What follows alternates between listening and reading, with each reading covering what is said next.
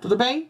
Nós vamos estar falando aí da matéria nova, apostila número 5, tema número 2, tá bom? O que nós vamos estar falando? Nós vamos estar falando sobre a saúde individual, a saúde coletiva, a saúde única, né? Coletiva e única, e a saúde pública, né? De uma forma geral, né? Nós temos que entender que todos são um único emaranhado e cada um vai responder por si, né? Se nós pensarmos aí durante muito tempo, né? O Brasil ele não teve um modelo de atenção à saúde da população, né?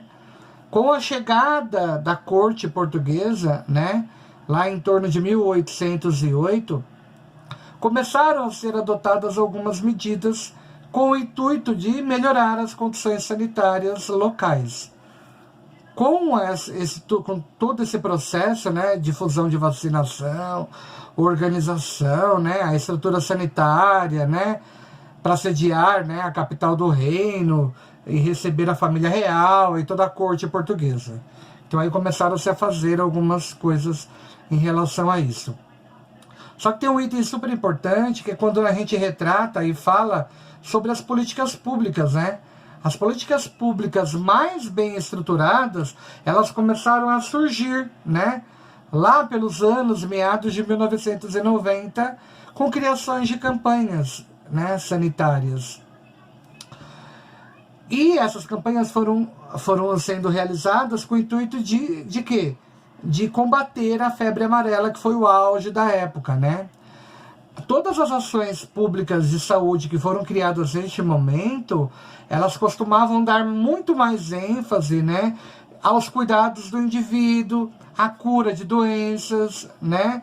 Porque até então não era algo, a parte de prevenção não era algo muito equiparado para a gente imaginar assim, né, de uma forma geral, tá? Se a gente for pensar a grosso modo. E o que a gente pode pensar também, que toda essa formação, ela se deu por um processo de fortalecimento da saúde preventiva, e que de alguma forma, ela se estabelece até os dias de hoje. Ou seja, a busca sempre foi em evitar, né, que o indivíduo viesse a adoecer. Essa é a característica, né? Todo esse processo de formação, de conscientização, ele se deu amparado, né, pelos direitos, né, de cidadania. Durante o período de 1988, que é da Constituição Brasileira, é que foi definido a saúde é direito de todos e dever do Estado. É o direito de todos e o dever do Estado. A legislação de 1988 da Constituição Brasileira, tá? Nunca se esqueçam disso, tudo bem? E se nós formos falar a respeito da história da saúde pública de uma forma geral, da saúde pública brasileira, ela vai se dar o início na República, né? Olha, quem vem pensa que eu estou dando uma aula de história. Não, eu estou contando aqui a narrativa diante do texto que nós temos aí, que tem na apostila de vocês, tá? Porque eu não sou muito bom nessa parte da história, eu sei falar das doenças, tá bom? Durante os 389 anos do período de colônia, que foi de 1500 a 1822, foi o Império de 1822 a 889, não se existia política pública de fato, né? Tampouco, tá? Eu falo estrutura pública, mas eu estou me referindo ao Brasil. Tampouco centros de atendimento à população. Naquela época, de uma forma geral, toda a população mais rica, como nobres, colonos, eles tinham acesso aos médicos, podiam pagar pelos tratamentos, né? E os pobres, né, os escravizados, esse benefício era sempre de forma negada. Ou seja, por conta disso, por não ter acesso à saúde pública, por não ter acesso a políticas públicas de fato, né, muitos desses indivíduos acabavam morrendo, né, por própria falta de atendimento. Naquela época já existiam as Santa Casas, né? Então as Santa Casas de Misericórdia, fundadas pelos religiosos, né, inicialmente associada à ideia de caridade, eram a única opção de assistência médica às pessoas que não tinham condições de renda aí para conseguir pagar um tratamento, de pagar o médico, né? E a população pobre, né, frequentava, né, recorria aos curandeiros da época, né, para tratar os seus males da saúde em questão, tá?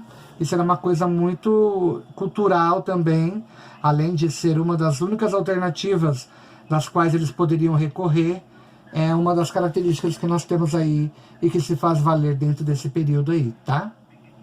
Em torno de 1822, Dom Pedro, né, ele declarava a independência do Brasil em relação a Portugal e realiza, né, algumas mudanças voltadas para as melhorias da saúde na população de uma forma geral. A criação, por exemplo, de órgãos para vistoriar a higiene pública, todas essas mudanças que vieram a acontecer são pouco efetivas de uma forma geral, né? E a saúde da população de uma forma geral, ela não era considerada boa. Na República, em torno do começo de 1889, houve uma má fama no Brasil, né? Espalhando-se pelo mundo, né? Nas áreas urbanas, a varíola, né? A peste, a febre amarela, eram doenças, né, que ameaçavam constantemente toda a população. E muitos desses imigrantes, né, haviam chegado ao Brasil para trabalhar nas lavouras e foram, de alguma forma, contaminados por doenças e acabaram morrendo. De 1897 a 1906, né, 4.000 imigrantes morreram por conta da febre amarela. Não é tão pouco, hein, galera? Dá para perceber que não é uma coisinha pouca, não, tá? Então a gente tem que prestar muita atenção com relação a esses dados aí que são apresentados para nós. Aí vocês podem me perguntar, né? Professor, o que era um curandeiro? Era uma pessoa sem formação em medicina, mas que tratava, né, os doentes com métodos que incluem reza, magia, bebida, que ele mesmo prepara, né? Por exemplo, como o auxílio de ervas medicinais, tá? E que existem até hoje, tá? E que existem até hoje. São poucos, desculpa, mas que existem até hoje. Desculpa, gente. A varíola, que a gente citou como uma das doenças, ela é uma doença infecto-contagiosa. Ela é causada por um vírus, tá? O ortofixovírus, que é o variolae, né? O variolae. E ele atinge exclusivamente quem? Os seres humanos. É uma doença considerada, né, que causou mortes na humanidade, né? E matou muitas pessoas, né? Durante todas as guerras em questão, tá? A peste, ela também é uma doença infecto-contagiosa. Ela é causada por uma bactéria que se manifesta de 3 formas clínicas, né? A bubônica, a septicêmica, né? E a pneumônica, tá? Essa transmissão, ela ocorre principalmente pela picada de pulgas infectadas ao parasita dos ratos, tá? E a febre amarela, ela é uma doença infecciosa causada por vírus e transmitida pelos mosquitos, tá? Tudo bem? Nós vamos ver mais doenças mais lá pra frente, nós vamos verificar isso, tá? Só me dê um minutinho, que o Pro já vai dar continuidade aí, tá? É muito importante ressaltar que nós vamos falar muito sobre a palavra epidemia. Epidemia é um surto de uma doença, que é o que nós estamos tendo no momento.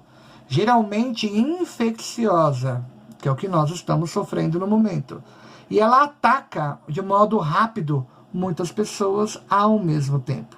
Ou seja, tempo em determinada região, né? Ao mesmo tempo, né? Em determinada região. Que é exatamente, pessoal, para quem tem dúvida, o que nós de fato estamos vivenciando hoje no Brasil, tá? É a mesma situação que nós estamos passando neste momento, tá? Então, se a gente for pensar, né, a nível de interesse das classes que eram ligadas, né, à produção do café, que era um dos produtos que mais geravam, né, a riqueza na época, né, elas acabavam sendo executadas através das reformas urbanas e sanitárias, de forma a garantir né, da mão de obra, né, a garantir a mão de obra minimamente e de forma plena e saudável. As coordenadas, né, que eram dadas pelo governo, né, reformas que eram executadas de 1900 a 1920, né, em grandes cidades e portos, né. E quem comandava todas essas campanhas de saúde eram os sanitaristas, que já existiam naquela época, né? Os profissionais, né, especializados em saúde pública e que acabavam traçando, né, medidas de forma a auxiliar neste processo aí, né, de melhorar. O intuito era sempre melhorar a condição de higiene, né, pública e de saúde da população de uma forma geral. Esse era o objetivo. Dentro da necessidade de se combater uma epidemia, é que mobilizou-se grupos envolvidos com a saúde e com a pesquisa científica que nós temos até hoje, gerando aí diversos resultados, como a criação de laboratórios, né, de saúde pública, organização de um serviço sanitário, surgimento de institutos e laboratórios de pesquisas.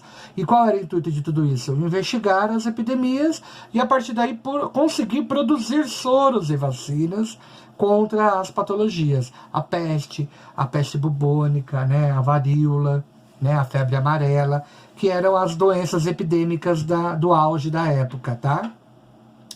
A bacteriologia, a bacte vem de bactéria, logia vem de estudo. Então, o ramo da ciência, da bacteriologia, é o ramo da ciência que é voltado para o estudo dessas bactérias. Então, ela ganha força e os laboratórios se tornam locais de busca e em busca, né, de diagnósticos e a fim de obter, né, a partir daí, terapias que sejam satisfatórias para essas doenças em questão, tá? Nós temos aí um Instituto Emílio Ribas, né?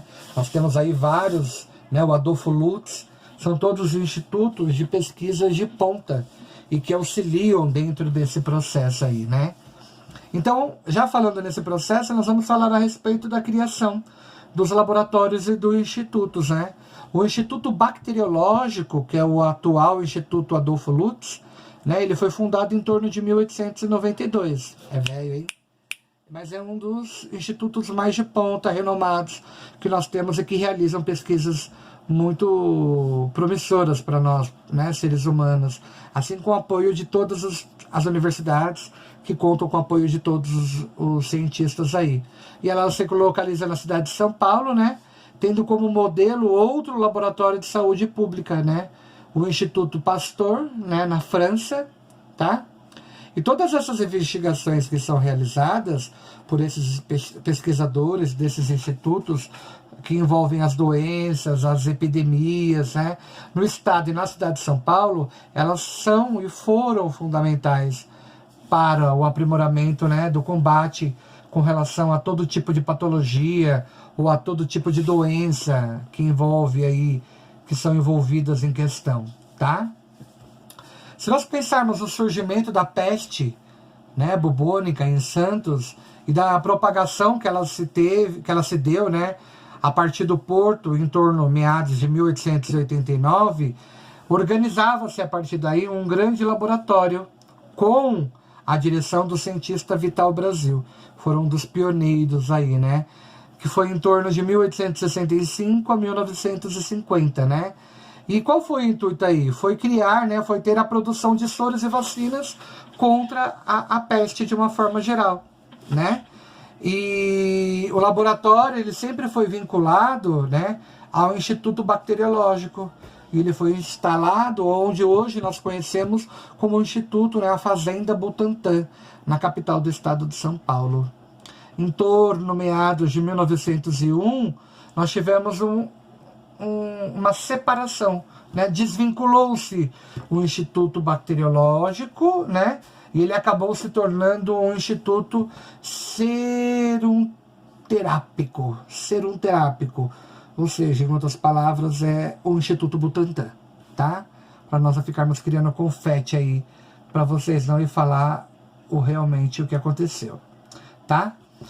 Em torno de 1889, a peste bubônica ela se espalhou por todo o Rio de Janeiro. E aí alastrou-se a crise sanitária e acelerou-se, né, o intuito de pesquisas, né, das instituições que eram voltadas ao combate da peste e da febre amarela e da varíola que surgiu, né, ao mesmo tempo aí. Então não é a primeira vez que nós passamos por esse processo. Lá atrás nós também passamos pelo mesmo processo. Em torno, meados de 1900 aí, começava a surgir na cidade do Rio de Janeiro o Instituto Soroterápico, né, Federal, tá? Na fazenda lá de Manguinhos. Esse instituto, ele teve o início, né, do que atualmente hoje a gente chama da instituição Oswaldo Cruz, né, conhecida como a Fiocruz, que tem a capacidade de fazer exames, tem os laboratórios de ponta, equipamentos de ponta e tudo mais, tá?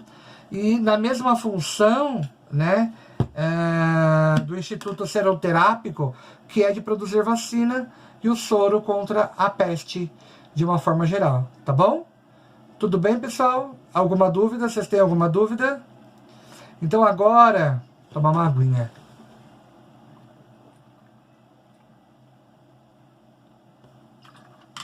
Desculpa, eu cansei aqui um pouquinho. Então agora nós vamos falar da contribuição dos médicos sanitaristas em prol da saúde da população. O combate das epidemias, né, em meados do século XIX, né, o início do século XX, ele foi um marco para o desenvolvimento de saúde pública no Brasil. Por quê? Porque houve muitas conquistas na área da saúde e não seriam possíveis sem a participação desses médicos sanitaristas de uma forma geral, tá? Então nós vamos fazer algumas abordagens e vamos falar um pouquinho sobre esses caras, né? Quem eram, né, esses sanitaristas? Quem eram esses cientistas que, de uma forma geral, acabaram trazendo muitas coisas benéficas para a nossa população, para a nossa nação, né, brasileira, e que, de uma forma geral, foi os pontos, os alicerces para outras demais pesquisas que, na verdade, duram até hoje, né? O primeiro deles que a gente pode citar é Oswaldo Cruz, que nasceu em 1872 e morreu em torno de 1917. Ele se formou como médico no Rio de Janeiro e ele se especializou em bacteriologia no Instituto Pasteur, né, de Paris. Em 1902, ele assumiu a diretoria-geral do Instituto Soroterápico Federal e, em meados de 1903, ele entrou no cargo de diretor-geral de saúde pública, né, para o cargo que hoje equivale ao ministro da Saúde, que nós conhecemos aí, né? E aí ele iniciou as campanhas de saneamento, né? E a partir daí, como ele criou as campanhas, ele se tornou alguém muito famoso, né? Foi, assim, uma condição de, né, um dos pioneiros em questão, tá? Nós vamos falar uma palavrinha aí, tá? Piretro, tá? Que é um inseticida produzido a partir da queima, né, das partes de algumas plantas aí, tá? E nós vamos estar falando a respeito delas aí, tá? Só vocês aguardarem um pouquinho que nós vamos estar falando, né?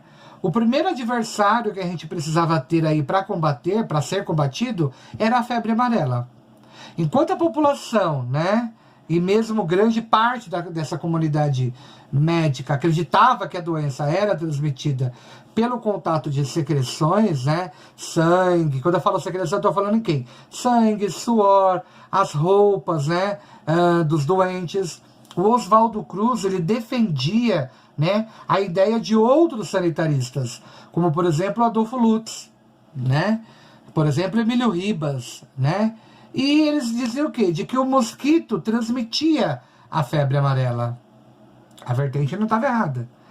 Por isso implementou medidas para eliminar os focos, né, de insetos, né, e a partir daí, quando a gente acabava eliminando, ele passou a ordenar às equipes de saúde que percorressem as áreas privadas, como casas, os quintais, as vias públicas, como as ruas, né? Sempre em busca de locais que nos desse a permissão, né, de buscar os locais que permitissem, né, essa proliferação do mosquito e a partir daí pudesse limpar, né, as calhas, os telhados, né, e além disso de exigir, né, uma cobertura de caixa d'água aberta. Então, tendo a caixa d'água aberta, tentar de alguma forma orientar essas pessoas e fechar essas caixas d'água, tá? Eram essas um dos principais intuitos. Nas áreas dos focos, né, onde nós tínhamos aí a doença, queimava-se muito o enxofre, né, e o piretro, né? Se a gente for pensar no piretro, a gente está falando em quê? No inseticida que era produzido a partir da queima dessas plantas aí, de uma forma geral. E ela acabava se proliferando de uma forma geral, tá? O que mais que a gente pode falar e nós podemos citar aqui, tá? Vamos lá. Então eu falei até a parte das casas, né?